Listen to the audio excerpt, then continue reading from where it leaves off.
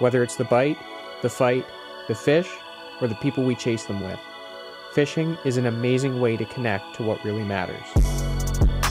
From the beginner to the experienced angler, there's always more to do, explore, or try in fishing. This is a chance to discuss and celebrate all of it. This is the Love of Fishing podcast.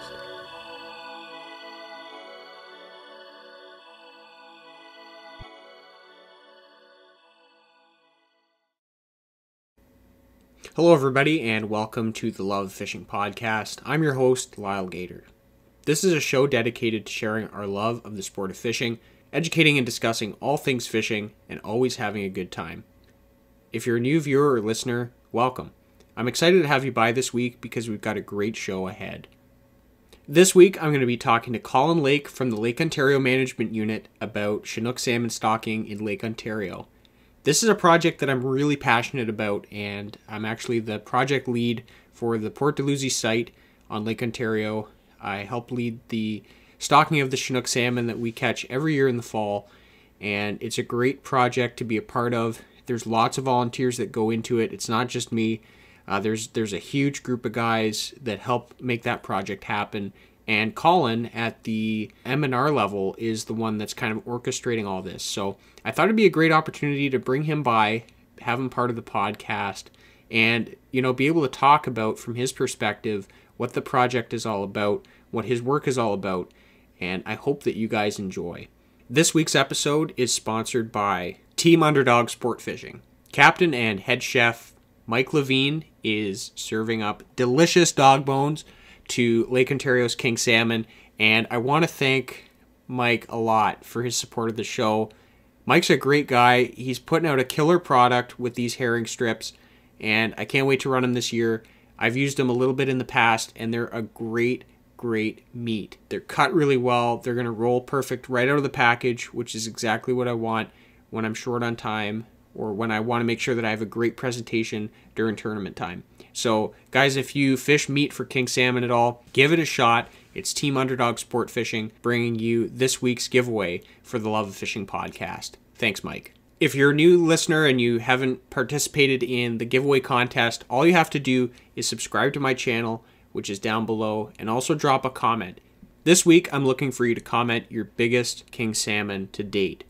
Guys, we do a different giveaway every week. If you haven't seen this before, check out some of the other episodes from weeks past. Obviously, those are closed, but there's lots of great content there. Lots of great guests that we've talked to over the 8 weeks now that we've done this podcast. And I will say that we're getting towards the end of the season. I'd like to thank those of you who have tuned in every week. I get messages from you guys, and it's been great to connect. I've met some new friends through this, and that's been sort of the goal of mine, is to build discussion, build a community here of people that love to talk about fishing, that love fishing, and it's just been a great process this winter. Keeping me busy with something creative has been fantastic, and I really hope that you guys enjoy these episodes. I'm hoping that there's going to be a season 2 next year, so you're going to want to stay tuned for that. But that's enough talk, that's enough intro. Let's talk to Colin Lake, and let's talk about Chinook salmon stocking in Lake Ontario. Enjoy.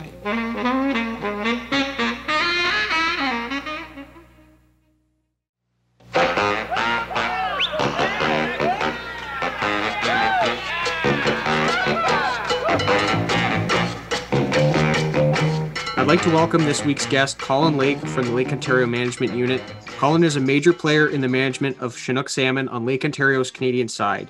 This includes his work heading up pen programs and stocking of the fish all around the lake. Welcome, Colin. Thanks very much, Lyle. I try to do my best to kind of capture your job title, but do you think you could just give me a brief background on exactly what you do? Sure. So, as you said, I'm with the Lake Ontario Management Unit with the OMNRF. I'm based at the Glenora Fisheries Station, which many of your angling listeners will know is located on the Bay of Quinte. And our unit has a lot of different responsibilities. Basically, our area of undertaking goes right from Niagara Falls right down to basically Cornwall, Lake St. Francis, and we manage the fish communities and the fisheries of the Canadian side of Lake Ontario and the St. Lawrence River. And we do that in cooperation with a lot of different groups and a lot of different agencies. And we'll talk about that in a little bit. My job has a number of different responsibilities. I do a lot of the liaison work with the different agencies and outreach work. One of my big responsibilities is that I'm the stocking coordinator for Lake Ontario. So that involves working with both our MNRF hatcheries as well as community hatcheries, the net pen program, as you mentioned, and then with, again, our partners around the lake to set stocking levels and deliver those fish. Awesome. So you did mention working with a number of different groups, and you may have, kind of foreshadowed that binational aspect.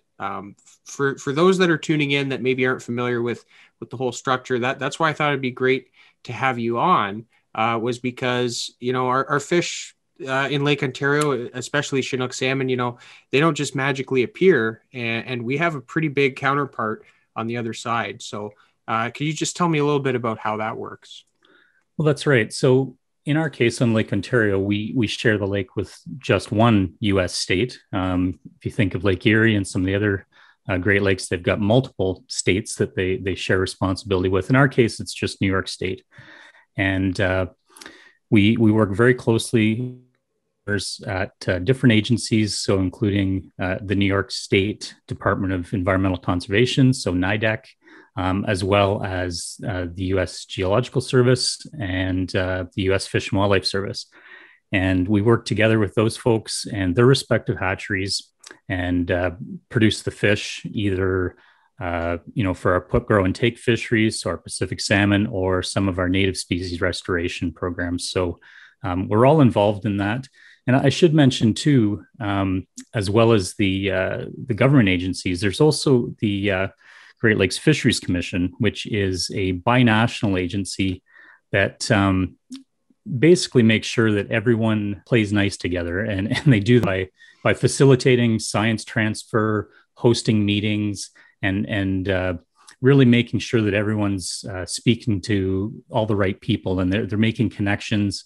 And your listeners will probably know that GLFC, one of their huge responsibilities, and really one of the reasons for being, is sea lamprey control. So they've been a major player in Great Lakes fisheries management since the mid 50s when they were formed. And I won't get too deep in the weeds, but there's a document called the Joint Strategic Plan that basically lays out the importance of the different government agencies working together to manage the fish together, because it recognizes, as you said, that of course the fish, and particularly Chinook salmon, they don't respect the border. They swim all over the place at different points in their life. Lake Ontario is a huge body of water.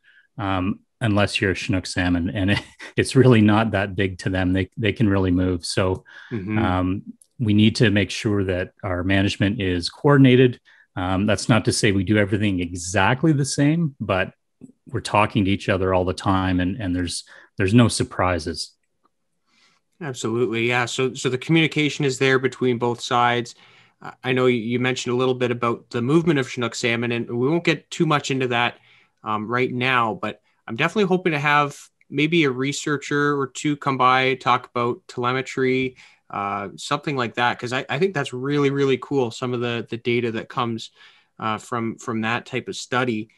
Something that you did mention as well was documentation. And I know that the Lake Ontario Management Unit puts out a report, and I'm not sure on the timeline if it's every 2 years, but essentially it's, what are the fisheries goals? What are the concerns, and how are those being addressed? Is there somewhere that people could maybe find that online?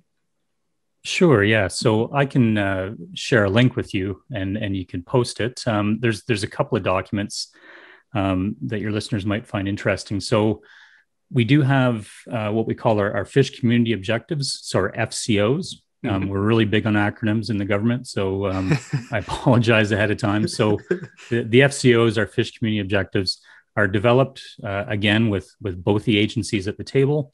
But importantly, we also do extensive outreach and consultation with various angling clubs, members of the public, anyone that's interested. And they're really, really useful to us because the FCOs is our chance to say, here's how we think the fisheries should be managed. Here's what we propose to do. People give us their opinion. We come to some sort of consensus. And really, it's where we write down what we're going to do. And then we can hold ourselves accountable. The public can hold us accountable on how we meet those objectives. And we do revisit them from time to time and update them, based on new input, new science, maybe changes in the environment. Again, your listeners that have been avid anglers for any number of years, the only thing constant in Lake Ontario is change, and with new invasive species showing up and broader ecosystem changes. It's important to update these documents from time to time because things just don't stay the same. So the FCOs, the fish community objectives, are really kind of the overarching document. Feeding into that, importantly, in this case, is our stocking plan. So we have a Lake Ontario stocking plan, again, developed in cooperation with our friends in New York State. Mm-hmm. And that outlines, how we're going to meet those objectives and specifically our targets with in terms of numbers, life stage of the different species, and generally speaking, where we're going to put them. We don't get right down into specific, too much detail, but in which part of the lake and in some cases, which tributary the various fish are going to be stocked into. So those two documents are really the big important pieces in stocking. And then I'll just mention too that every year we do publish an annual report, and that's from the Lake Ontario Management Unit. And I can share that link with you. It's typically published in March every year. Mm-hmm. That's when we have our lake committee meetings. And I think they go back, we're back to 91. We started publishing them on the website. So there's quite a wealth of information there. Each year's document is about 200 pages. So it's quite a big read to undertake. But among other things, it talks about our fish community surveys, so our gill netting, our trawling, our trap netting, mm-hmm. Creel surveys, our stocking, basically everything we do in a calendar year. And there's some great long-term data in there that I think a lot of your listeners might find interesting, and they can compare, their observations to what we're seeing. Yeah, that's a great point. You talk about angler observation, and I think, you're probably aware that anything that the government does sometimes falls, under question of people, especially anglers being a very passionate group of people. But one thing that I really appreciate since I've come on board with the stocking program is that level of feedback. And you guys are really involved in the community, making sure that you talk to us. You talked about those objectives, establishing those. So I think if people can take the chance and read those documents, they may have a different perspective. And I think that's really, really awesome, actually, for the fishery. Well, yeah, thanks. And that's really the point. We try and be transparent and open in the communications, and what we get out of it. I mean, we get sort of great on the ground intel from the anglers because, our staff, we do spend a lot of time on the water, but, not as much as some of the anglers out there that are out, several hundred days a year. And they're looking for different things. Anglers are seeing it from a little bit different perspective. They get different priorities, and only good things happen when we get together and communicate. We don't always agree. Mm-hmm. And some things we won't agree on, but at least when we hear each other's perspective, we can understand a little bit where, everyone's coming from. So for sure. Could you tell me a little bit about the structure of the net pen project or the net pen programs and how that sort of works from your end down to at the final stages of someone actually catching a salmon on the lake? Sure. So the pen program on Lake Ontario, anyway, it started in New York waters in the late 90s, around 1998, and started down around Oak Orchard. And the idea there is that the Chinook fry are actually delivered and stocked into these floating pens in the lake about a month earlier than they would normally be stocked, sort of traditional methods. And the thinking here is that a couple of things. The fish would imprint. So as your listeners know, and most people know, the salmon, when they mature, they go back to their home stream where they're born, and to spawn and continue the cycle. So the thinking is, if you hold these young fish in an area while they're young, they're at an impressionable age, and when they do mature at 2, 3, 4 years old, they'll come back, and that local area would have a pretty nice fall fishery for a couple of weeks, the sort of pier fishery or nearshore boat fishery. And so the benefit we're thinking is imprinting, but also what we're learning is survival. So these fish are actually, on average, larger when they're released than the fish that are released directly from the hatchery. So in some years we see up to 8 grams when these fish are released versus maybe 4 or 5 from the hatchery. So and that's just reflects a difference in the environment that they're reared in for that month.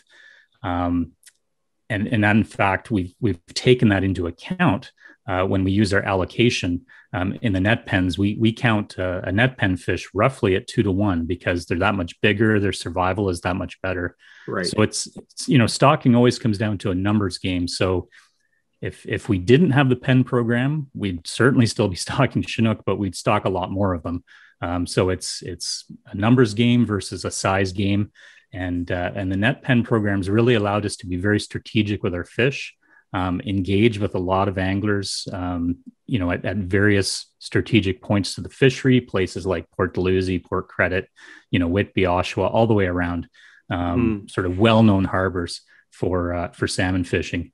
And I should note too that many of the clubs do a great job of outreach to the public and really do a great job of spreading the word. So so those the fish now on the Canadian side, we've been in the net pen program now. We started in 2003 down in Wellington.